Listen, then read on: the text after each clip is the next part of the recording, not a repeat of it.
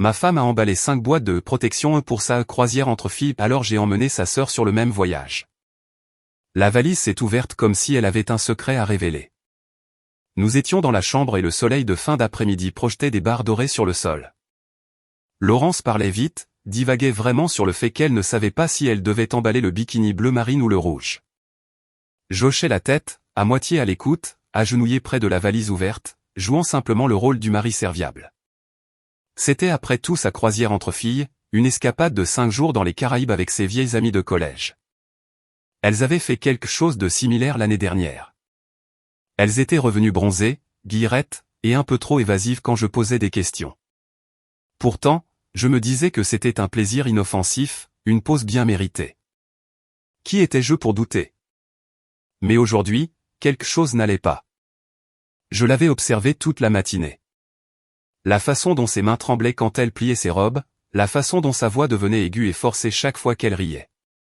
Il y avait une tension dans ses mouvements, comme un mauvais acteur qui essaie trop fort de paraître calme.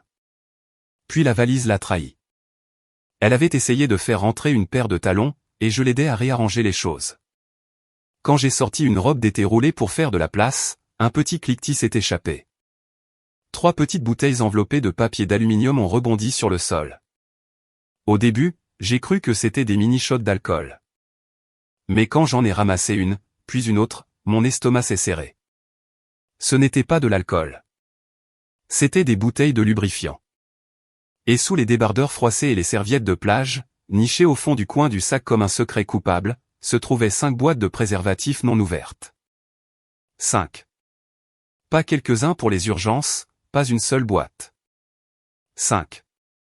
Je suis resté là à fixer pendant une seconde. Je ne pouvais pas bouger. Je ne pouvais pas respirer. Oh mon Dieu, ce n'est pas à moi, dit-elle trop vite. Sa voix se brisa. Ça doit être une blague. Les filles, elles ont probablement glissé ça là-dedans. Je levai lentement les yeux.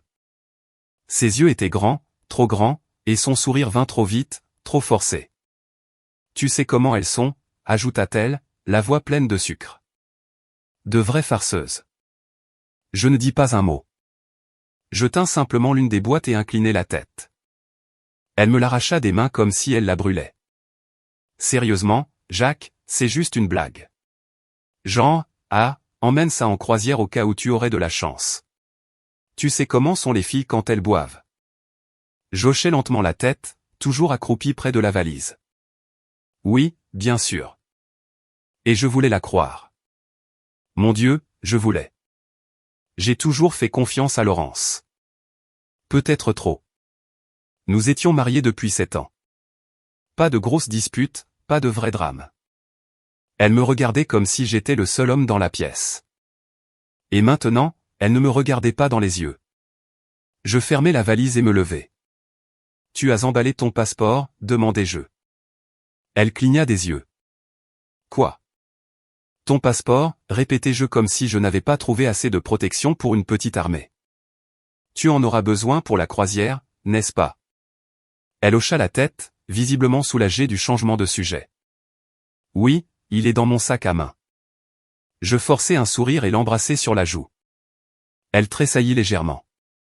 Cette nuit-là, je m'allongeai à côté d'elle dans le lit, fixant les ventilateurs de plafond qui tournaient en cercle lent et paresseux.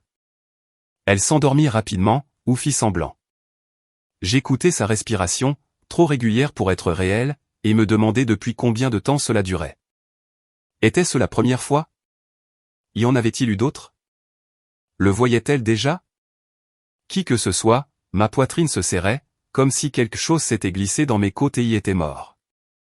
Chaque fois que je fermais les yeux, je la voyais rire avec quelqu'un d'autre, ses jambes bronzées enlacées autour d'un inconnu dans une cabine sombre en mer. Je me levai et allai à la salle de bain, m'asperger le visage d'eau froide. Mon reflet ne me ressemblait plus. Elle avait menti. C'était clair. Que ce soit une blague ou non, sa réaction avait été répétée. Elle s'attendait à cela. Elle l'avait planifié. Elle m'avait regardé dans les yeux et avait décidé que j'étais assez crédule pour l'avaler. Et honnêtement, peut-être l'avais-je été jusqu'à aujourd'hui. Quand je suis retourné dans la chambre, elle était recroquevillée en boule, la couverture tirée jusqu'aux épaules comme un enfant se cachant des monstres. Je suis resté là à la regarder, me demandant comment j'étais devenu le monstre dans ce mariage, ou si j'avais juste été le fou depuis le début. Je me suis recouché, faisant attention de ne pas la toucher. Alors que je restais là dans le noir, mes pensées ont changé. Je n'étais plus seulement blessé. J'étais en colère, furieux. Elle pensait que je ne le découvrirais jamais, que je resterais derrière comme un bon petit mari pendant qu'elle jouait à n'importe quel jeu qu'elle avait prévu là-bas en pleine mer. Mais elle a oublié une chose. Je ne me couche pas et n'accepte pas la trahison. Elle allait faire sa croisière. Mais j'y allais aussi. Le lendemain matin commença par l'odeur de son parfum et le bruit des roues sur le parquet. Laurence était en bas, traînant sa valise vers la porte, fredonnant doucement comme si rien ne s'était passé. Je me tenais en haut des escaliers, la regardant. La lumière du soleil la frappait juste comme il fallait. Cette lueur qu'elle portait toujours quand elle se sentait en contrôle. La même lueur qui m'attirait autrefois. « Essaie de ne pas trop me manquer », dit-elle en jouant quand elle me remarqua. Je souris, le genre qui ne touchait pas mes yeux. Je ferai de mon mieux. Elle rit un peu et retourna fermer sa valise. Manon vient me chercher dans 20 minutes. Nous allons prendre un brunch avant qu'elle ne me dépose au port. Manon, sa sœur cadette, la plus sauvage de la famille, a la langue acérée, incapable de garder un secret. Si Laurence était un charme poli, Manon était une honnêteté brute, du genre qui pouvait couper une personne en deux avec quelques mots. Alors que Laurence se penchait pour revérifier son sac à main, je me suis surpris à la regarder. La courbe de sa hanche dans cette robe d'été, la façon dont ses épaules n'eût capté la lumière du matin. Je détestais ressentir encore cette attirance, cette attraction instinctive qui ne se souciait ni de la logique ni de la trahison. Elle se tourna soudainement, attrapant mon regard. Pendant une fraction de seconde, quelque chose vacilla derrière son sourire. De la culpabilité peut-être, ou de la peur. Puis elle attrapa ses lunettes de soleil et dit « Souhaite-moi bonne chance pour survivre à 5 jours de margarita et de ciel. » Bonne chance, murmurai-je. Et sois prudente. Elle m'embrassa sur la joue, rapide et habituelle, et la porte se referma derrière elle. Le silence qui suivit fut assourdissant. Pendant une longue minute, je suis resté là à fixer le couloir vide. Puis j'ai attrapé mon téléphone. Manon décrocha à la 2e sonnerie. « Jacques, tout va bien ?» Sa voix était ensommeillée comme si elle venait de sortir du lit. « J'ai besoin de te demander quelque chose, » dis-je. « À propos de ta sœur ?» Une pause, puis un soupir. « Oh, là là. Qu'a-t-elle fait maintenant ? Elle part en croisière, n'est-ce pas ? Avec ses amis. » Oui, l'escapade entre filles. « Pourquoi ? Elle t'a dit qui y va. » En quelque sorte. Surtout ses vieux amis de collège. « Pourquoi ? » Sa voix s'aiguisa. « Jacques, qu'est-ce qui s'est passé ? » J'hésitai puis lui racontai. La valise, le lubrifiant, les préservatifs, les mains tremblantes. Je gardais un ton calme, factuel, comme si je rapportais un crime au lieu de décrire le moment où mon mariage s'était brisé en deux. Quand j'eus fini, il n'y eut que le silence à l'autre bout du fil. Manon. Sa voix sortit basse, fatiguée. Je ne suis pas surprise. Cela me frappa plus fort que prévu. Tu n'es pas surprise. Elle expira bruyamment. Jacques, j'ai essayé de l'ignorer pendant des années, mais oui, j'ai entendu des choses, des rumeurs. Chaque fois qu'elle fait l'un de ces voyages entre filles, quelque chose ne colle pas. Il y a toujours un homme. Toujours. Ma gorge se dessécha. Tu aurais pu me le dire. Je voulais. Mon Dieu, je voulais, mais c'est ma sœur. J'espérais me tromper. La vérité dans sa voix brûlait plus fort que la colère. Je m'assis à la table de la cuisine, fixant la légère marque laissée par sa tasse de café d'hier. Tu penses qu'elle me trompe encore ? Je pense, dit Manon lentement, que tu connais déjà la réponse. Je me frottais les tempes. J'avais juste besoin de l'entendre de quelqu'un d'autre. Il y eut une autre pause, puis son ton s'adoucit. Jacques, tu ne mérites pas ça. Elle dérape depuis un moment, agissant comme si elle avait encore 25 ans, cherchant l'attention. Tu as été patient, loyal, et elle en profite. Ces mots me touchèrent profondément. Pour la première fois, je m'autorisais à admettre à quel point je m'étais senti vide ces derniers mois. Les dîners manqués, les messages de fin de soirée qu'elle avait cachés. La façon dont elle avait cessé de me chercher au lit. Que dois-je faire, demandai-je doucement. Manon ne répondit pas tout de suite. Puis elle dit, tu la prends sur le fait. Tu la forces à y faire face. Plus de faux semblants. Comment? Elle poste tous ces jours-ci. Tu la connais. S'il y a une caméra, elle sourira dedans. Surveille ses réseaux sociaux. J'ai failli rire. Tu penses qu'elle va poster des photos d'elle en train de tromper? Peut-être pas l'acte, dit Manon, mais elle va faire une gaffe. Elle en fait toujours. J'ouvris mon ordinateur portable, le cœur battant, et affichai le compte Instagram de Laurence. Rien de nouveau encore, juste l'habituel, sa tasse de café, son tapis de yoga, sa vie soigneusement filtrée. Et puis 2 heures plus tard, alors que j'étais assis à mon bureau, essayant de faire semblant de pouvoir encore me concentrer sur le travail, mon téléphone vibra. Une notification. Laurence Whitmore a posté une nouvelle photo. Je cliquai dessus. Elle se tenait sur le quai à côté du bateau de croisière, des lunettes de soleil posées sur la tête, le sourire radieux et suffisant. Sa légende disait « Bon voyage ». Une petite aventure ne fait jamais de mal à personne. C'était tout. Mais le regard dans ses yeux n'était pas l'innocence. C'était la défiance.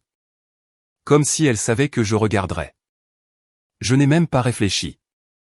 J'ai ouvert un site de voyage, trouvé la même compagnie de croisière et réservé un billet sur le champ. Mes doigts bougeaient par instinct. Chaque frappe alimentée par un cocktail de fureur et d'adrénaline. Puis, avant que je ne puisse me dissuader, j'ai de nouveau envoyé un message à Manon. J'y vais. Sa réponse est arrivée 30 secondes plus tard. Elle est où?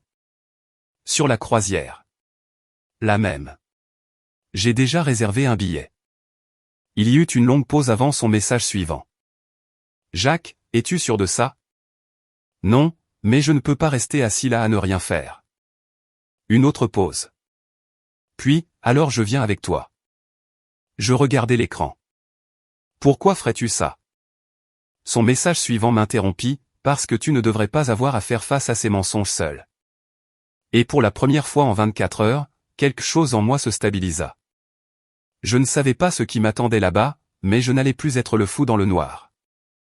Alors que je regardais le sourire éclatant de Laurence sur mon téléphone, je me suis murmuré, voyons à quel point ta petite aventure devient réelle, Laurence. La vérité était enfin à bord. Et cette fois, j'avais aussi un billet. Le navire était gigantesque. Une ville flottante bourdonnante de musique, de lumière et d'une joie superficielle qui vous gratte la peau quand vous savez que vous n'êtes pas là pour vous amuser. Je suis monté seul assez tôt pour me fondre dans la première vague de voyageurs. Manon devait arriver 2 heures plus tard, juste au cas où Laurence surveillerait la file d'enregistrement. J'ai gardé mes lunettes de soleil et une casquette de baseball basse sur mon visage. Pas vraiment un déguisement de maître, mais je ne prévoyais pas d'être vu. Pas encore. L'intérieur du navire sentait les agrumes et l'ambition. Les membres d'équipage souriaient trop vivement. Les couples s'accrochaient les uns aux autres dans des tenues prêtes pour la piscine et les enfants couraient sauvagement dans l'atrium. Tout le monde semblait avoir une raison de sourire, sauf moi. Ma chambre était sur le pont 8, suite avec balcon, face à l'océan. Cela semblait malhonnête, même un peu luxueux. Je n'étais pas venu pour le confort. J'étais venu pour des réponses. Mais j'avais besoin d'une base, un endroit où je pourrais me retirer, planifier, récupérer. J'ai passé la première heure à déballer et à vérifier la carte de la croisière sur mon téléphone. Il y avait plus de 20 bars et salons, plusieurs piscines, des spas, des restaurants et une boîte de nuit de la taille d'un gymnase. Si Laurence voulait se cacher, elle avait 100 options. Si elle voulait être vue, encore plus. Je n'étais pas sûr de la version d'elle que je trouverais. 2 heures plus tard, j'ai reçu le message de Manon. Embarqué chambre 10h34. Je sors dans 20 minutes. Ne t'inquiète pas, je ne me ressemble en rien. Et elle ne mentait pas. Quand nous nous sommes retrouvés sur le pont 5 près de la piscine pour adultes, je l'ai à peine reconnue. Elle portait des lunettes de soleil surdimensionnées, ses cheveux foncés normalement bouclés étaient lissés en une queue de cheval élégante, et sa tenue était quelque chose entre le décontracté chic. Et ne me regarde pas trop. Tu as l'air de passer une audition pour une émission de télé-réalité, dis-je à voix basse. Elle sourit d'un air narquois. Et tu ressembles à un père divorcé essayant de se fondre dans le décor. Approprié, nous ne nous sommes pas attardés. Le plan était simple. Rester séparés en public, observer, et ne jamais laisser Laurence nous repérer ensemble. Nous n'étions pas en vacances. Nous étions en reconnaissance. Ce soir-là, après le premier tour de boisson de départ et d'exercice de sécurité, le vrai spectacle commença. La promenade centrale du navire s'anima. De la musique s'échappait des bars ouverts. Des rires rebondissaient sur les sols polis et les passagers se débarrassaient enfin de leur peau terrestre. Je trouvai un coin tranquille près du piano-bar, faisant semblant de faire défiler mon téléphone en observant la foule. Plus j'attendais, plus mon cœur battait fort dans ma poitrine. Puis je la vis, Laurence. Elle émergea de l'entrée du casino, un verre à la main, riant. Pas le petit rire retenu qu'elle utilisait lors des réunions de famille, mais le genre de rire à gorge déployée qu'elle n'avait pas lâché autour de moi depuis des mois, peut-être des années. Elle avait l'air magnifique, insouciante, dangereuse, et elle n'était pas seule. Traînant juste derrière elle, un groupe de femmes que je reconnaissais vaguement sur des photos, ses amies de collège. Mais c'est l'homme à côté d'elle qui attira mon attention.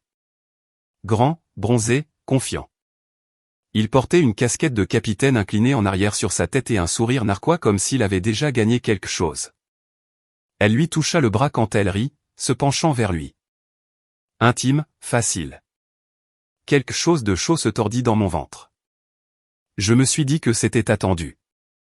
C'était pourquoi j'étais là. Mais le voir, même juste son toucher sur l'avant-bras d'un autre homme, a déchiré quelque chose en moi. Je n'ai même pas remarqué Manon avant qu'elle n'apparaisse à côté de moi. 2 verres à la main. Elle m'entendit un. Repéré, demanda-t-elle. Oui. J'ai hoché la tête vers le groupe.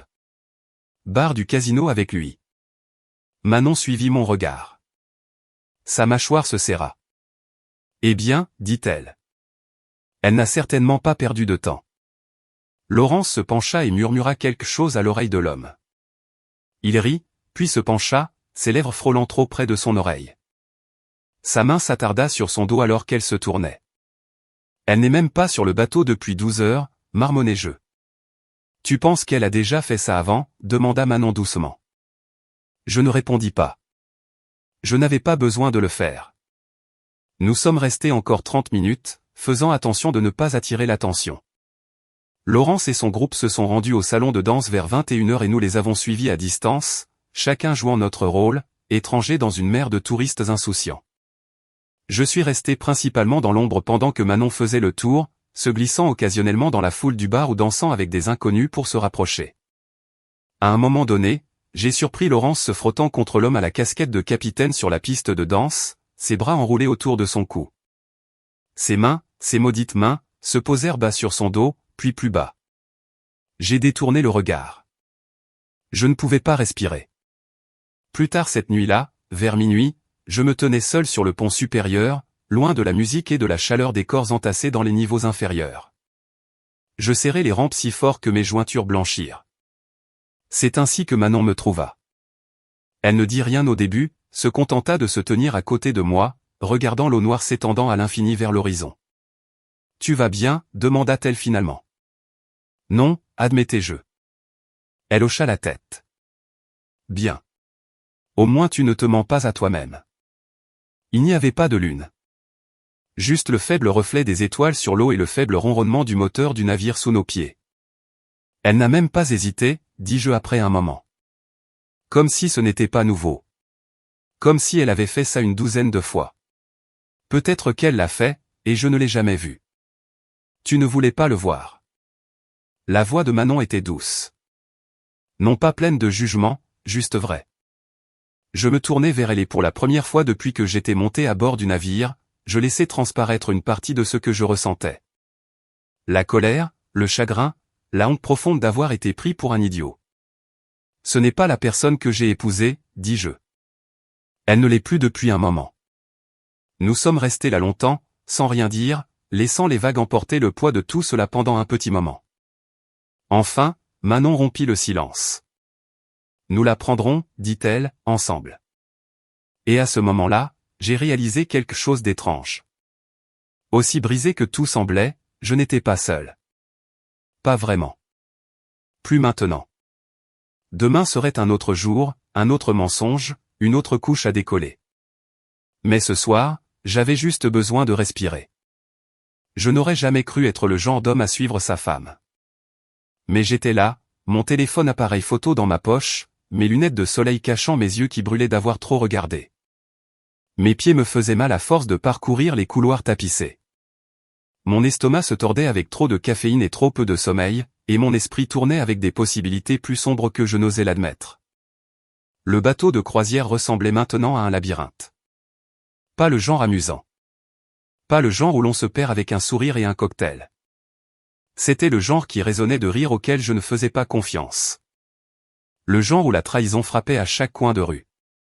Manon et moi avions affiné notre rythme ces 2 derniers jours. Nous restions séparés en public, ne nous contactant que pendant les périodes de faible affluence. Elle était plus perspicace que je ne l'avais imaginé. Savait comment se fondre dans la masse. Savait comment écouter sans attirer l'attention. Nous avions nos propres signaux, notre propre système. C'était étrange à quel point cela semblait facile, comme si nous l'avions déjà fait. Nous avons suivi Laurence et son groupe à distance. La piscine le matin, les chaises longues couvertes d'huile solaire et de ragots. Le casino l'après-midi où elle restait toujours près de lui. L'homme à la casquette de capitaine, qui avait maintenant un nom, Nicolas. Bien sûr, c'était quelque chose de décontracté, d'arrogant, convenant à quelqu'un qui se déplaçait comme s'il possédait le pont sur lequel il se tenait. Le soir, c'était les clubs et les bars, la musique et les lignes floues. Et chaque fois, c'était la même chose, son rire un peu plus fort quand il était là, sa main glissant trop facilement sur son épaule, son dos, sa poitrine. Et il accueillait tout cela. Parfois, on avait l'impression de regarder une pièce de théâtre, comme si j'étais dans le public d'une performance tordue où j'étais à la fois critique et victime. Manon est restée proche tout au long. Ses yeux ne manquaient pas grand-chose. Pas plus que son silence. Elle n'a pas essayé de réparer ou d'embellir la situation. Elle a juste continué à regarder avec moi, pour moi. La 3e nuit, les choses ont dégénéré. Nous étions cachés dans un coin d'un club bondé. Lumière tamisée, basse puissante, et trop de corps serrés dans trop peu d'espace. De notre table dans l'ombre, nous avions une vue dégagée sur la piste de danse. Laurence était là, portant une robe noire que je n'avais jamais vue auparavant. Moulante, courte, pas quelque chose qu'elle portait autour de moi. Nicolas était à côté d'elle, ses mains basses sur sa taille, leur corps se balançant trop près, leur tête penchée l'une vers l'autre comme si le monde entier s'était tu pour eux seuls. Je ne pouvais pas détourner le regard. Je ne voulais pas le voir, mais je devais le voir. Manon était assise à côté de moi, silencieuse. À un moment donné, sa main se posa doucement sur mon bras, juste assez pour m'ancrer. C'est elle, dis-je doucement. C'est ma femme. Manon ne parla pas tout de suite. Elle regarda simplement le couple sur la piste. Elle n'a même pas l'air coupable, dit-elle finalement. Elle a l'air libre. Manon se tourna vers moi. Sa voix était prudente. Tu l'aimes toujours ? Je clignai des yeux, ne m'attendant pas à la question. Elle resta là un instant, lourde entre nous. Je ne sais pas, avouai-je. Je crois que j'aimais celle qu'elle était autrefois, ou peut-être celle que je pensais qu'elle était. Manon regarda de nouveau le sol. Tu avais besoin de le voir. Maintenant tu sais. La musique a changé pour quelque chose de plus lent. Laurence est restée près de Nicolas, ses bras enroulés autour de son cou, la tête nichée près de sa mâchoire. Ses doigts se sont glissés dans le col de sa chemise comme s'il l'avait fait 100 fois auparavant. J'ai détourné le regard. Ma poitrine s'est à nouveau serrée.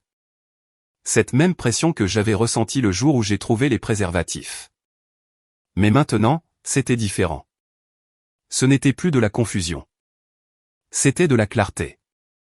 C'était de la douleur, oui, mais c'était aussi une porte qui se fermait. Et je savais au fond de moi que je ne la reverrais plus jamais de la même manière. Plus tard cette nuit-là, de retour dans ma cabine, j'étais assis sur le lit, les lumières éteintes, juste l'océan dehors, infini et inconnaissable. On frappa à la porte, doucement, avec hésitation. J'ouvris pour trouver Manon pieds nus et tenant 2 canettes de soda. Je n'arrivais pas à dormir, dit-elle. J'ai pensé que toi non plus. Je la laissai entrer. Nous nous sommes assis sur le balcon un moment, partageant le silence entre nous comme un secret. Je l'admirais avant, dit Manon. Quand nous étions plus jeunes, Laurence savait toujours attirer l'attention. Elle était magnétique.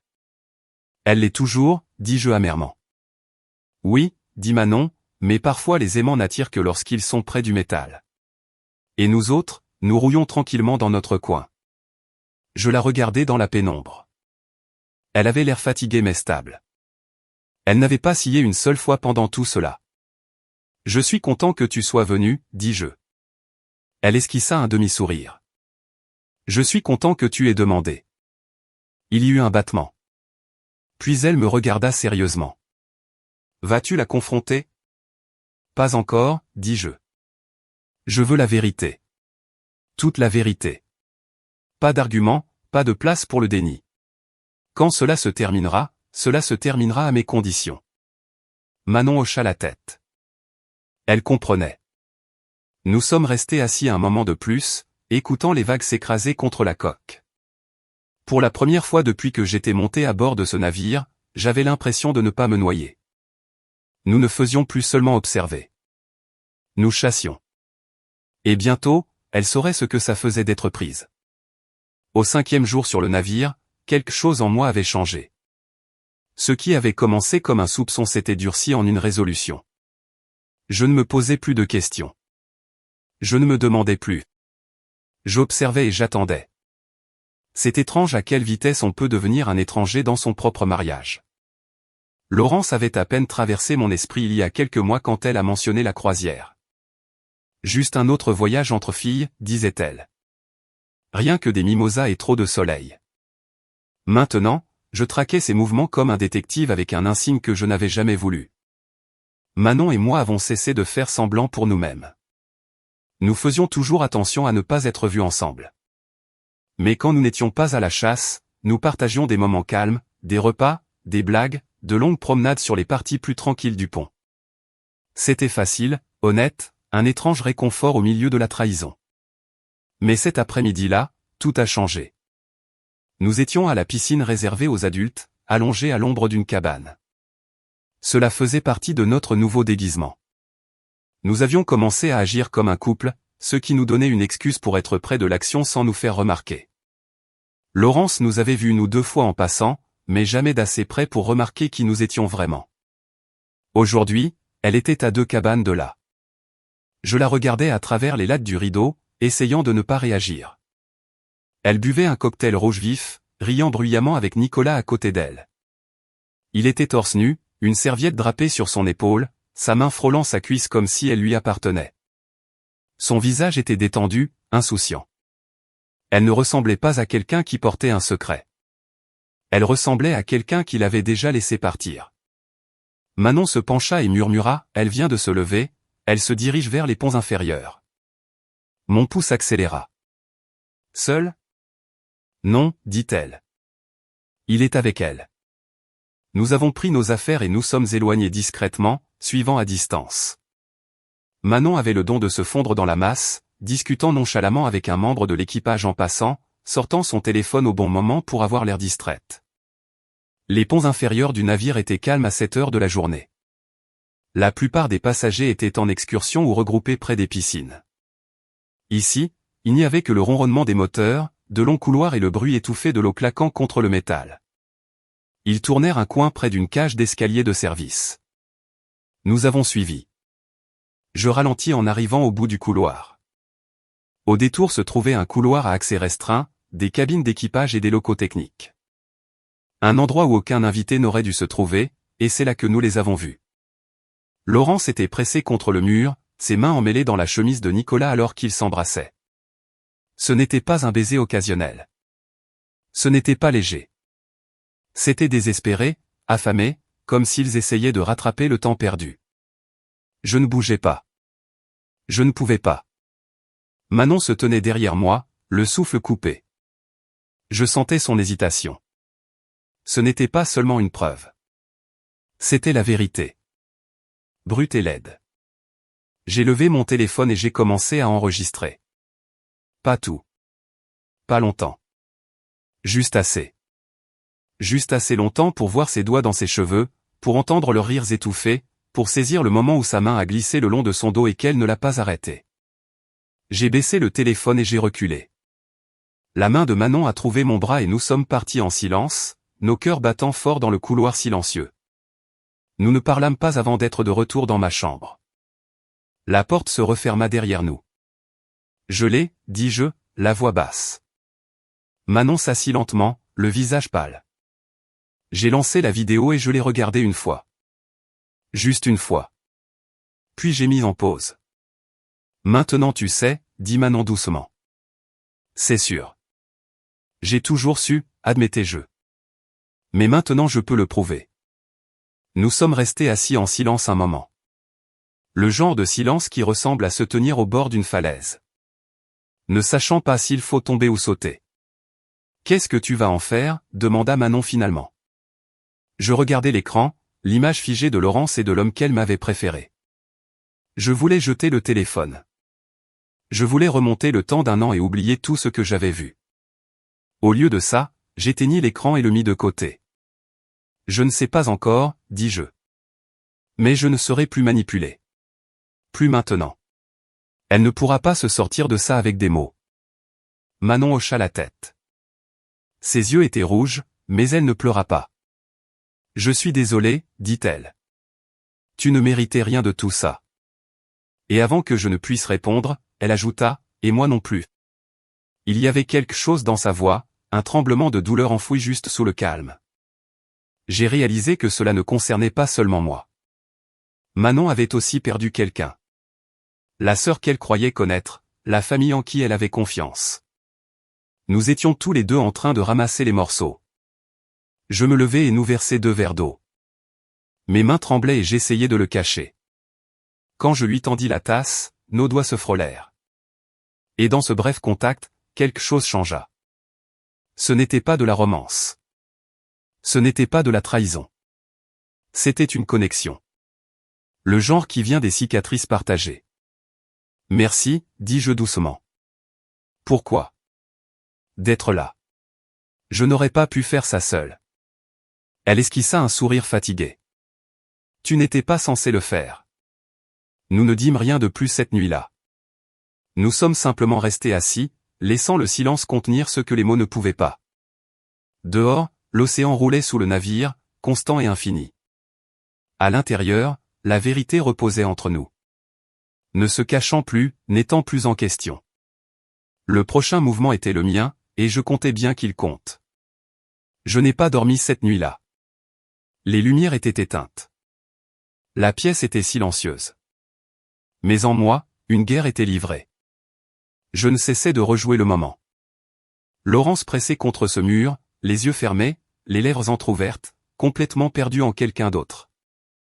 Ce moment a figé quelque chose en moi. Le Jacques qui lui faisait confiance est mort dans ce couloir. Maintenant, j'étais autre chose. Pas en colère. Pas encore. Juste brisé. J'étais assis sur le bord du lit, les coudes sur les genoux, fixant le téléphone où la vidéo résidait. Je ne l'avais plus regardé. Je n'en avais pas besoin. Une fois suffisait. Ce n'était même pas le baiser qui m'avait anéanti. C'était son visage. Elle avait l'air heureuse. Pas déchaînée, pas ivre, pas coupable. Heureuse. Et ce n'était pas un moment de faiblesse. C'était un moment de confort, de familiarité, ce qui signifiait que ce n'était pas la première fois, et ce ne serait pas la dernière. Un léger coup frappa à la porte juste après 2 heures du matin. Je ne bougeais pas au début. Le coup revint, plus doux cette fois. Je me levai, ouvris lentement. Manon était pieds nus, enveloppée dans un cardigan, son visage pâle à la lumière du couloir. Je n'arrivais pas à dormir, dit-elle doucement. Je peux entrer? Je m'écartai. Elle entra sans un mot, comme si nous l'avions déjà fait. Elle s'assit sur le petit canapé près du balcon, remontant ses genoux et les serrant. Son silence n'était pas gênant. Il était lourd, comme le mien. Pendant un moment, nous restâmes simplement assis. deux personnes entraînées dans une tempête que ni l'un ni l'autre n'avaient demandé. Puis elle parla. Je suis tellement en colère contre elle. Cela sortit comme un soupir, comme si elle l'avait retenu trop longtemps. Je regardais. Elle ne pleurait pas, mais ses yeux brillaient. Elle m'a menti, aussi. Elle m'a dit, toute ma vie, je l'ai admirée. Je pensais que c'était une femme féroce, intrépide, qui savait toujours ce qu'elle voulait. Mais se cacher ainsi derrière ton dos, transformer l'amour en ça. J'ai hoché la tête. Je sais. Elle ne voit même pas ce qu'elle détruit, dit Manon. Et quand elle découvrira que tu es là, mon Dieu, ça va devenir laid. Je m'adossai, fermant les yeux. Tu penses que je devrais la confronter maintenant, pendant que nous sommes encore sur le navire? Manon resta silencieuse un long moment. Tu pourrais, dit-elle, mais si tu le fais, fais-le quand tu es calme. Pas comme ça. Cela me surprit. Je pensais que tu voudrais que j'explose, dis-je. Manon sourit à peine. C'est ce qu'elle attend. C'est la version de toi qu'elle pense que tu vas devenir. Le mari en colère est jaloux. De cette façon, elle peut réécrire l'histoire. Te faire passer pour le problème. Ces mots se posèrent comme des pierres dans ma poitrine. Elle n'a pas le droit de contrôler le récit cette fois, murmurai-je. Exactement. Un autre long silence. Les vagues dehors frappaient doucement contre la coque. Le monde semblait lointain, comme si nous flottions à travers quelque chose d'irréel. Je me sens toujours malade, dis-je, comme si on m'avait donné un coup de poing dans le ventre et que je faisais semblant de pouvoir respirer. C'est normal, dit Manon. Tu es en deuil. Pas seulement de la trahison, mais de la mort de ce que tu pensais que ta vie était. J'ai ravalé la boule qui montait dans ma gorge. J'ai tellement travaillé pour construire une vie avec elle, dis-je. Je pensais que nous construisions notre vie, mais elle creusait une porte de sortie derrière mon dos. Manon s'approcha. Pas de manière romantique, juste humaine. Parfois, dit-elle, les personnes que nous aimons se transforment en miroirs, et parfois ces miroirs se brisent. Ce que tu vois maintenant, c'est son reflet, pas le tien. Je ne m'en étais pas rendu compte avant, mais mes mains tremblaient. Je les regardai, puis les serrai lentement en poing. Tu la détestes, demandai-je. Manon cligna des yeux. Laurence? J'ai hoché la tête. Elle regarda par la porte du balcon.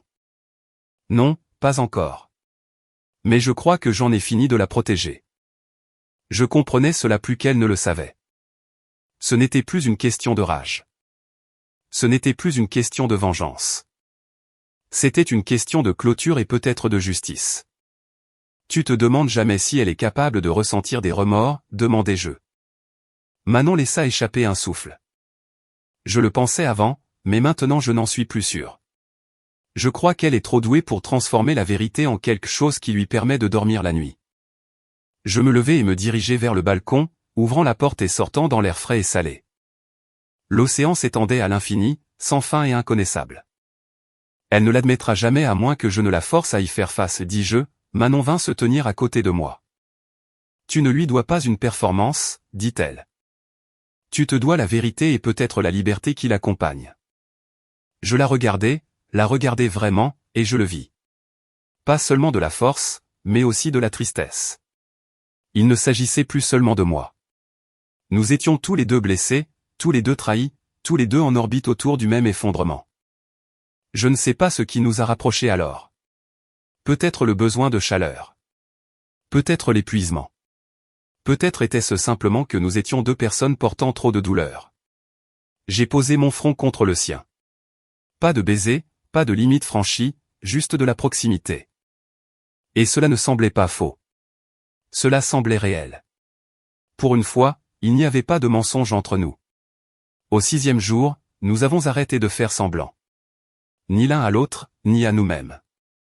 Le rôle que nous avions maintenu, des étrangers en mission, s'était lentement transformé en autre chose, quelque chose de plus doux, de plus humain.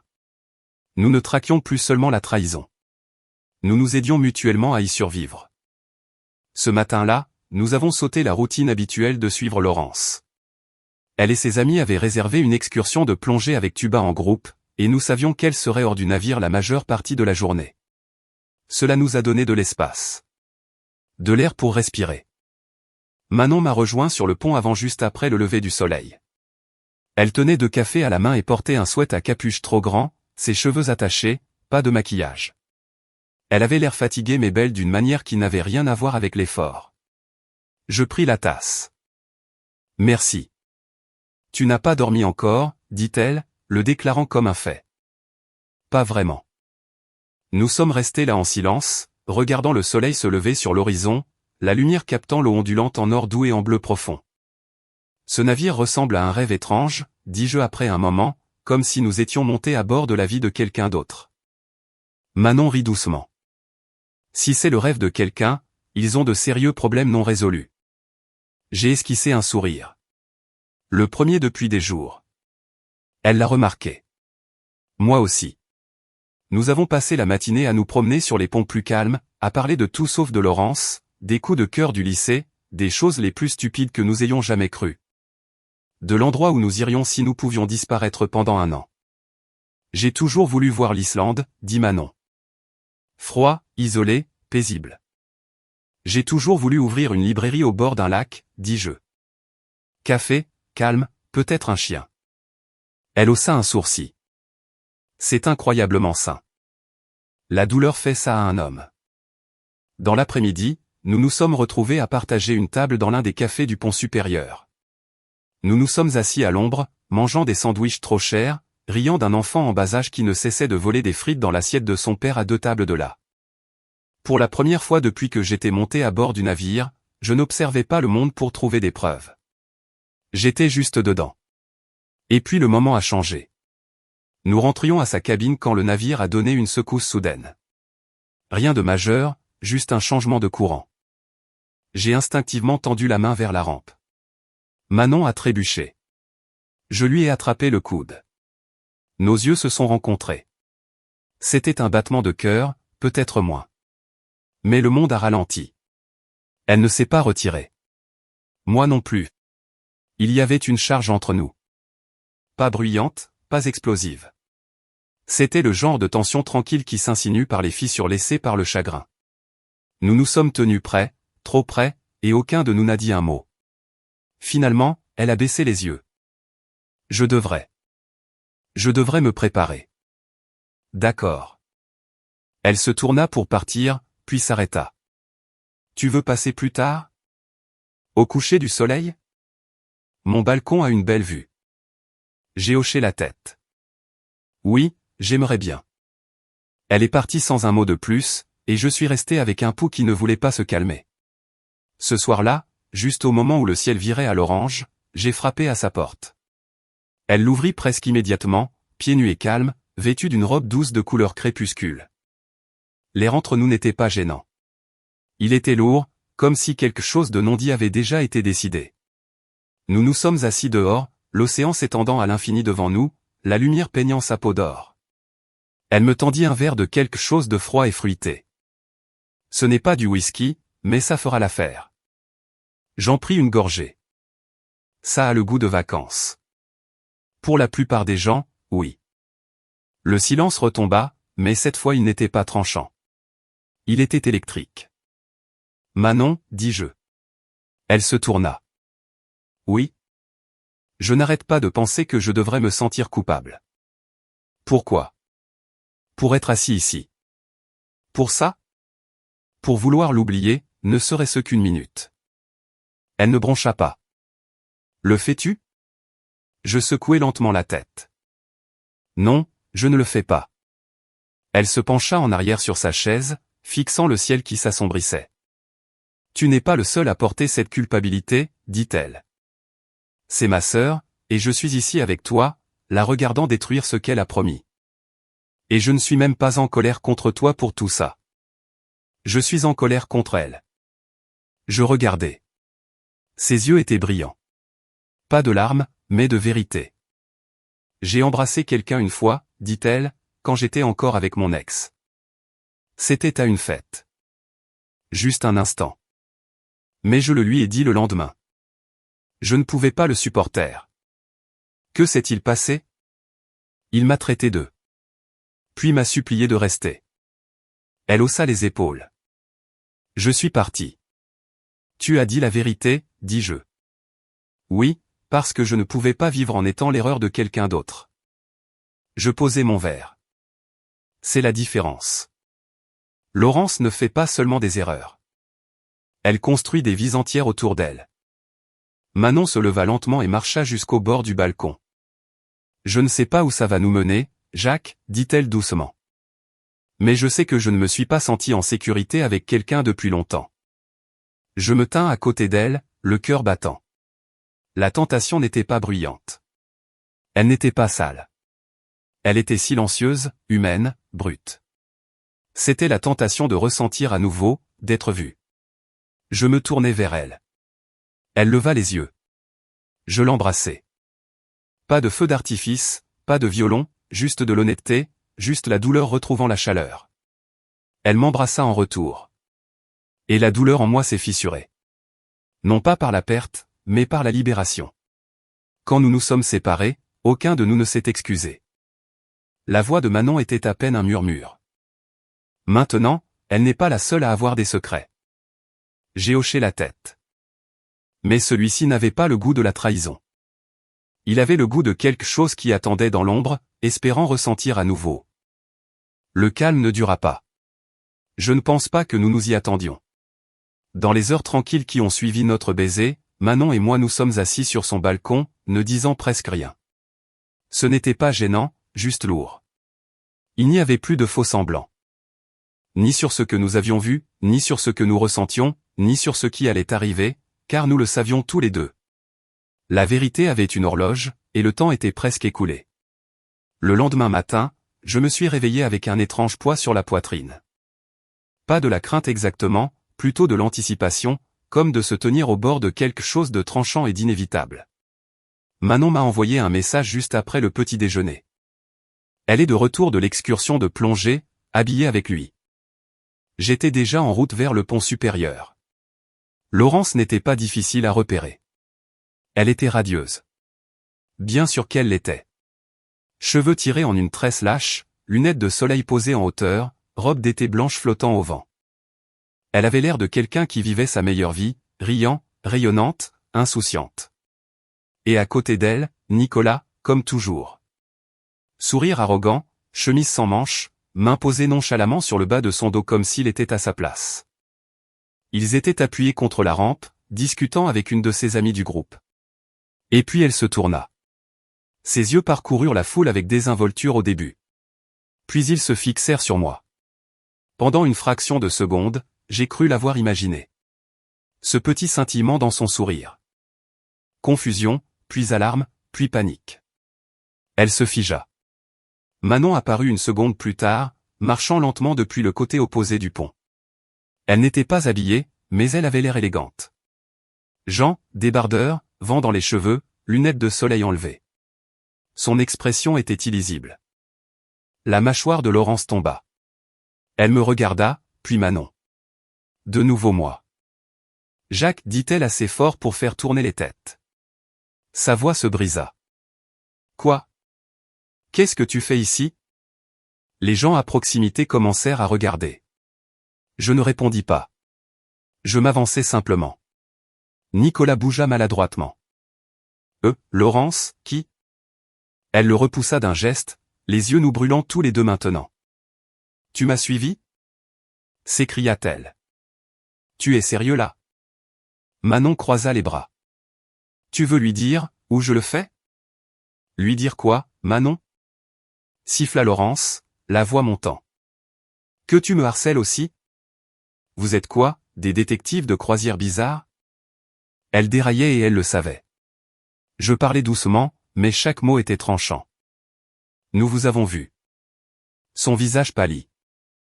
Nous avons tout vu, dis-je. Les baisers, le couloir, les mensonges. Des halètements de passagers proches. Une des amies de Laurence recula, marmonnant quelque chose sous son souffle. Même Nicolas avait l'air mal à l'aise maintenant. Laurence rit, un rire aigu et tremblant. Tu plaisantes. Tu dois plaisanter, Jacques. C'est insensé. Tu m'as dit que c'était un voyage entre filles, dis-je. Tu m'as regardé dans les yeux, tu as dormi dans mon lit, puis tu as emballé 5 boîtes de protection pour une croisière. Elle rougit. C'était une blague. Arrête. Ma voix était calme. Tranchante. Ces mots moururent dans sa gorge. Elle se tourna vers Manon, les yeux écarquillés d'incrédulité. Tu l'as amené ici. Manon ne s'y a pas. Non, il m'a amené parce que j'en ai marre de te couvrir. J'en ai marre de faire semblant que tu es quelqu'un que tu n'es pas. Le visage de Laurence se tordit. Tu es ma sœur et tu es une menteuse. Laurence ouvrit la bouche pour répondre, mais rien ne sortit. Son masque glissait rapidement et les gens la regardaient maintenant. Tous. Les murmures tourbillonnaient comme le vent sur le pont. J'ai respiré. Tu voulais la liberté, Laurence, dis-je. Moi aussi. Elle cligna des yeux. Tu n'es pas en colère, dit-elle presque à elle-même. Tu ne cries pas. Tu n'es pas. Pourquoi crierais-je? Demandai-je. J'ai déjà vu le pire. Les cris seraient pour moi, pas pour toi. Nicolas recula, regrettant clairement toute son implication. Je ne savais pas que tu étais marié, murmura-t-il à Laurence. Elle se tourna vers lui, furieuse. Ce n'est pas à propos de toi. On dirait bien, dit-il, puis s'éloigna sans un mot de plus. Le silence qui suivit fut assourdissant. Les gens avaient cessé de danser. La musique jouait toujours des haut-parleurs proches, mais elle semblait lointaine maintenant. Laurence se tenait seule au milieu de tout cela, sa robe blanche prise dans la brise, son visage s'effondrant sous des couches de honte et de fureur. « Tu as tout ruiné » murmura-t-elle.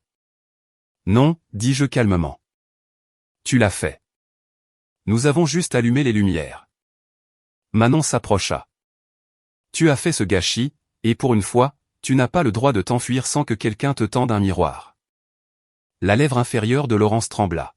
« Jacques, s'il te plaît, n'aggrave pas les choses. » « Il n'y a plus rien à aggraver, » répondis-je, et sur ce, je me tournai. Manon me suivit. Nous nous sommes éloignés lentement, laissant Laurence derrière dans une mer de ses propres conséquences. La foule s'écarta. Personne ne nous arrêta. Personne ne dit un mot parce qu'il savait. Nous ne parlâmes pas longtemps. Après avoir quitté le pont supérieur, nous marchâmes vers le côté calme du navire, l'endroit où la brise coupait le silence, et personne ne prétendait être ce qu'il n'était pas. Je m'assis sur un banc. Manon s'assit à côté de moi. Elle viendra nous chercher plus tard, dis-je. Probablement. Elle essaiera de retourner la situation. Laisse-la faire. Je la regardai, les yeux fatigués mais clairs. Tu vas bien? Demandai-je. Non, dit-elle. Mais ça ira. Nous restâmes en silence. Le navire poursuivait sa route, naviguant vers la dernière nuit. Mais quelque chose avait changé. Le masque était tombé. Le rideau était baissé. Nous nous étions heurtés. Tous, et seulement 2 d'entre nous étaient encore debout. On pourrait penser qu'après une scène pareille, il y aurait eu des feux d'artifice, des cris, des menaces, quelque chose de dramatique. Mais ce qui a suivi n'a pas été bruyant. C'était silencieux. Dévastateur de silence. Laurence ne nous a pas cherchés cette nuit-là. Elle n'a pas appelé, n'a pas envoyé de message, n'a même pas essayé de nous trouver. Elle a juste disparu. Et pour le reste de la croisière, son absence était plus bruyante que tout ce qu'elle aurait pu dire. La nouvelle s'est répandue vite. C'est ainsi que fonctionnent les bateaux. Tout le monde fait semblant de s'occuper de ses affaires jusqu'à ce que quelque chose de croustillant se répande dans le courant, puis ça se propage comme du vin renversé sur une nappe blanche. Au matin, on le sentait, le changement. Les têtes se tournaient quand Manon et moi entrions au petit déjeuner. Les conversations s'arrêtaient quand nous passions. Personne ne disait rien de direct, mais les regards en disaient assez. Certains sympathiques, certains curieux, certains désapprobateurs. Laurence, elle, est devenue invisible. J'ai entendu par un murmure au bar qu'elle était cloîtrée dans sa cabine, ne sortant que pour le service en chambre. Ses amis s'étaient pour la plupart éloignés. Par embarras ou par loyauté, je ne savais pas. Et Nicolas, il était parti. La rumeur disait qu'il avait sauté du navire au dernier port avec une nouvelle conquête et sans adresse de réexpédition. Lâche. Manon et moi sommes restés entre nous pour la plupart. Nous avons passé le lendemain à errer sur les ponts tranquilles, évitant les buffets et les bars au profit de coins oubliés où le soleil réchauffait encore la rambarde et où le vent ne ressemblait pas à un jugement. Mais même dans notre silence, je sentais que quelque chose montait en moi. Pas de la colère. Plus maintenant. Quelque chose de plus lourd. De la culpabilité. Non pas pour ce que Laurence avait fait. Cela était de sa faute. Elle avait fait ses choix, dit ses mensonges. Elle avait franchi toutes les portes qu'elle avait ouvertes elle-même. Mais la culpabilité venait d'autre chose. De Manon, de nous. Car peu importe à quel point je me sentais justifié, peu importe à quel point ce baiser avait été réel, je ne pouvais pas me débarrasser du poids de la ligne que nous avions franchie. Non pas parce que c'était mal, mais parce que cela signifiait quelque chose, et cela me faisait peur. Tard cette nuit-là, nous nous sommes retrouvés de nouveau sur le pont supérieur. Les étoiles au-dessus étaient irréelles, dispersées comme des diamants sur de la soie noire, le genre de nuit qui rend tout le reste insignifiant. Manon s'appuya contre la rampe à côté de moi, les mains rentrées dans ses manches. « Tu as été silencieux, dit-elle. » J'ai hoché la tête, essayant de comprendre si j'étais le méchant maintenant. Elle me jeta un coup d'œil. « Tu ne le es pas. »« Non, demandai-je. J'ai embrassé la sœur de ma femme sur un bateau pendant qu'elle me trompait. On dirait le début d'un mauvais feuilleton. » Manon rit d'un rire sec. Eh bien, techniquement parlant, elle était déjà la star de ce feuilleton. Toi et moi sommes juste arrivés au milieu de la dernière saison. J'ai souri.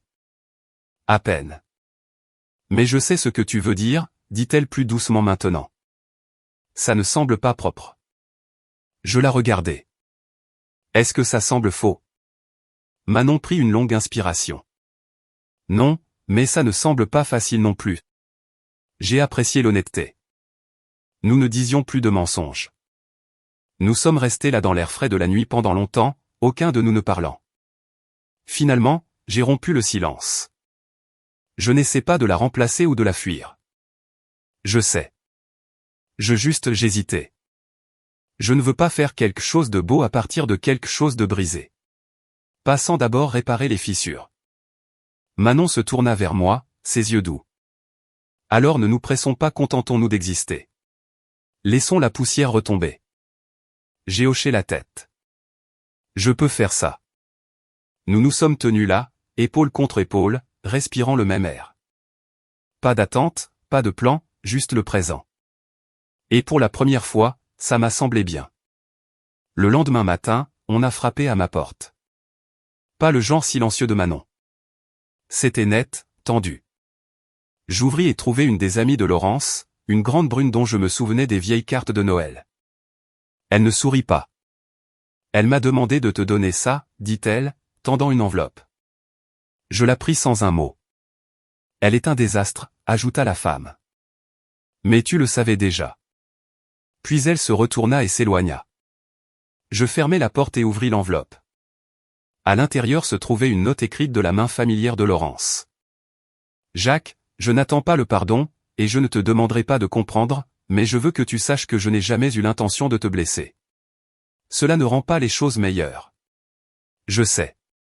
Je ne me défendrai pas. J'ai déjà dit assez de mensonges. Si tu veux parler avant de débarquer, je serai dans la cabine 1102 ce soir après le dîner.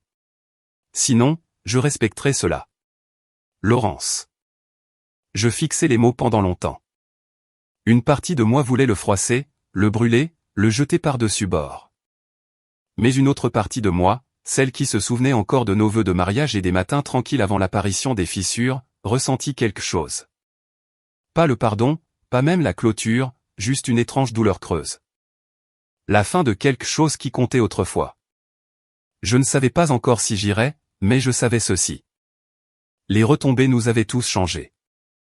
Et certaines vérités n'ont pas besoin d'être hurlées. Elles ont juste besoin d'être affrontées. Cabine 1102. Je fixai le numéro comme s'il allait cligner et disparaître. Il était un peu plus de 22 heures. Les couloirs étaient plus calmes maintenant. La plupart des passagers étaient au théâtre ou se détendaient au bar. Mais ce couloir était immobile, lourd, comme s'il savait ce qui allait arriver. Je me tins devant la porte pendant presque une minute. L'enveloppe que Laurence m'avait envoyée était pliée dans ma poche arrière. Je n'avais pas répondu. Je n'avais même pas dit à Manon que je venais. Une partie de moi ne savait pas si j'allais vraiment frapper jusqu'à ce que mes jointures rencontrent finalement le bois. Une pause. Puis la porte s'entr'ouvrit. Laurence se tenait là en sweatshirt et leggings, pieds nus, les cheveux attachés en un chignon lâche. Pas de maquillage, pas d'éclat, juste Laurence. Plus petite que dans mes souvenirs. Elle s'écarta. Je n'étais pas sûr que tu viendrais. Moi non plus. Sa cabine était faiblement éclairée. Une lampe de chevet brillait d'or. Le lit était fait, intact. Une pièce qui ressemblait plus à une salle d'attente qu'à une maison. Je suis resté près de la porte. Je ne me suis pas assis. Laurence se dirigea vers la chaise de bureau et s'assit, joignant ses mains sur ses genoux. Un instant, elle ressembla à une enfant en difficulté avec le directeur. « Je ne suis pas là pour me battre, dis-je. Je ne t'en voudrais pas si tu l'étais. » Nous sommes restés dans ce silence un instant, le ronronnement du navire nous entourant. Elle parla la première. « J'ai fait une bêtise. » Je ne répondis pas. Je me disais que c'était inoffensif, continua-t-elle. Que c'était juste de l'attention, de la drague, une façon de se sentir de nouveau vu. Mais ensuite, ce ne l'était plus. Et je n'ai pas arrêté. Tu n'as même pas hésité, dis-je doucement. Elle tressaillit. Je sais, dit-elle. C'est pire que ce que j'avais imaginé. Je m'appuyai contre le mur, les bras croisés. Depuis combien de temps, demandai-je. Elle déglutit. Ce n'était pas la première fois. Bien sûr que non, elle leva les yeux vers moi, les yeux humides, mais sans supplier. J'étais en pleine dérive depuis un moment, dit-elle. Au début, c'était juste quand on se disputait. Puis c'est devenu chaque fois que j'avais l'impression qu'il manquait quelque chose, que je manquais. Tu aurais pu me parler. Je ne voulais pas être celle qui s'effondre. Tu étais toujours organisée. Ce n'est pas vrai. C'était l'impression que ça donnait. Elle dit, tu étais toujours calme, toujours raisonnable. J'avais l'impression d'être le désordre dans le mariage, et je ne voulais pas admettre à quel point j'étais tombé. J'ai secoué la tête. Alors à la place, tu as détruit ce qui restait. Sa voix se brisa. Je n'en suis pas fier. Tu ne devrais pas l'être. Les mots restèrent suspendus comme de la fumée. Elle baissa les yeux vers ses mains. Je ne suis pas venu ici pour des excuses, dis-je. Je ne suis pas venu te donner la satisfaction de faire de cela une question de ta douleur. Elle leva brusquement les yeux. Tu crois que ça ne me fait pas mal? Je pense que ça fait mal maintenant que tu as été prise. Cela la frappa fort, mais tu n'es pas venu juste pour dire ça, dit-elle. Alors, pourquoi es-tu ici? Je pris une longue inspiration. Je suis venu parce que j'avais besoin de voir s'il restait quelque chose de la personne que j'avais épousée, dis-je. Et maintenant je sais. Elle cligna des yeux, des larmes coulant finalement sur sa joue. Alors, c'est tout. Je ne posterai pas la vidéo, dis-je. Je ne le dirai pas à tes parents. Je ne vais pas torturer ta réputation. Ce n'est pas qui je suis. Elle hocha lentement la tête.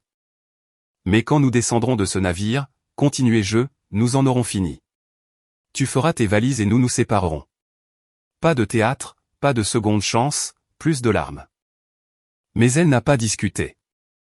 Je ne t'aime plus, Laurence, dis-je, la voix basse. Je crois que j'ai arrêté au moment où tu l'as regardé comme tu me regardais autrefois. Elle se couvrit la bouche avec sa main, les épaules tremblant silencieusement. J'appellerai un avocat une fois rentré à la maison, dis-je.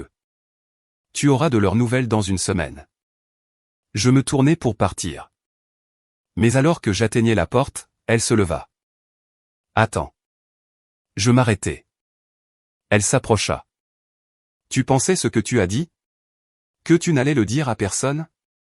Je me tournai complètement vers elle. Oui. Elle eut l'air soulagée et cela fit craquer quelque chose en moi. Mais ne confonds pas cette pitié avec une permission, dis-je froidement. Tu n'as pas le droit de jouer la victime ici. Tu n'as pas le droit de pleurer et d'appeler ça une erreur quand tu as fait une douzaine de choix qui y ont mené. Son visage se froissa. Je t'aimais, dis-je. J'aurais pardonné presque n'importe quoi si tu avais juste dit la vérité.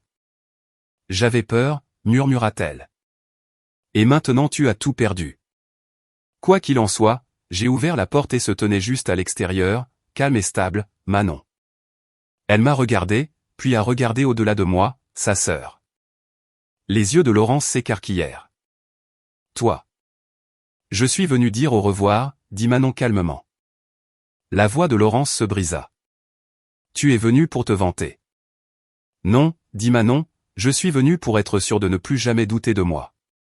Tu m'as toujours fait sentir que j'étais la folle quand je te questionnais, que j'étais la déloyale.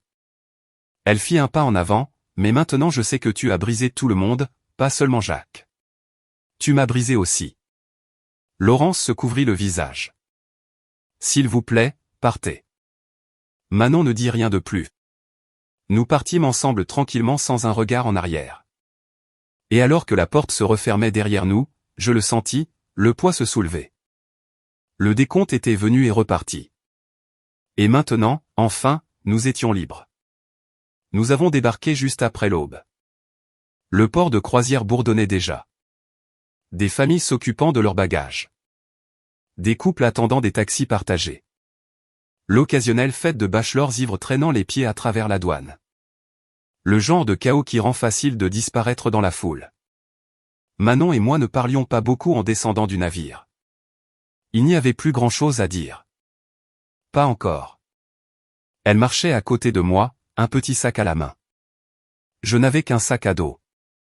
Le reste de nos bagages, émotionnels et autres, nous les avions déjà laissés derrière nous dans la cabine 1102. La jetée s'étendait devant nous, le soleil commençant à peine à se lever sur l'eau. Le navire de croisière derrière nous, imposant et immaculé, ressemblait à un souvenir que nous ne croirions jamais vraiment réel. Juste un monde flottant de secrets qui naviguait maintenant sans nous. Je m'arrêtai au bout de la rampe et sortis mon téléphone de ma poche. La vidéo était toujours là, celle que j'avais prise il y a quelques jours. Laurence, le couloir, ses rires. Je la regardai une dernière fois, non pas pour me punir, non pas pour la blesser à nouveau, mais pour me souvenir de ce à quoi la vérité ressemblait. Puis, sans cérémonie, je la supprimai. Le téléphone retourna dans ma poche. C'est assez de preuves pour moi, dis-je. Manon se tourna, une question dans les yeux. Tu es sûr, demanda-t-elle. Oui, je n'ai plus besoin de le prouver. Ni à elle, ni à personne. Elle fit un léger hochement de tête et se tint à côté de moi. Pendant un moment, nous sommes restés là, regardant d'autres passagers retrouver leur famille, ailés des taxis, se glisser dans des fourgonnettes en direction des aéroports et des hôtels. Tout le monde allait quelque part. Nous n'avions pas parlé de l'endroit où nous allions. Pas vraiment. Tu penses qu'ils la croiront, demanda Manon doucement quand elle racontera sa version à la maison. Probablement, dis-je. Quelqu'un le fait toujours. Il y a une histoire pour tous ceux qui veulent rester aveugles. Et nous? Je me tournai vers elle, surpris. Nous? Manon esquissa un demi-sourire. Sommes-nous une histoire maintenant, nous aussi? J'y ai réfléchi. Au baiser. À la façon dont elle était assise à côté de moi pendant ces longues nuits, ne demandant jamais rien de plus que de l'honnêteté. À la façon dont elle ne me pressait jamais. Je crois, dis-je prudemment, que nous sommes un chapitre. Pas le livre entier. Pas encore. Elle hocha la tête. Je peux vivre avec ça. Nous avons trouvé un café près du port. Rien de chic. Juste un endroit tranquille avec un café fort et de terribles muffins. Nous nous sommes assis dehors, regardant le monde passer. Tu penses qu'elle était sincère, demanda Manon après un moment. Ce qu'elle a dit dans la lettre. Peut-être, peut-être pas, dis-je. Mais ça ne change rien. Les mots ne recollent pas le verre brisé. Elle sirota sa boisson, puis se pencha en arrière sur sa chaise. La brise caressa ses cheveux, et pour la première fois depuis le début de ce cauchemar, elle avait l'air en paix. Je n'arrive toujours pas à y croire, murmura-t-elle. Tout, à quelle vitesse tout s'est effondré. J'ai hoché la tête. Ça ne s'est pas effondré vite, Manon. Ça s'effritait depuis longtemps. Nous l'avons juste enfin vu. Elle croisa mon regard. Et maintenant, dis-je, nous allons nous reconstruire séparément. Ensemble. Je ne sais pas, mais honnêtement, elle sourit. Honnêtement, c'est bien. Le reste de la journée passa en morceaux. Douane, taxi, aéroport.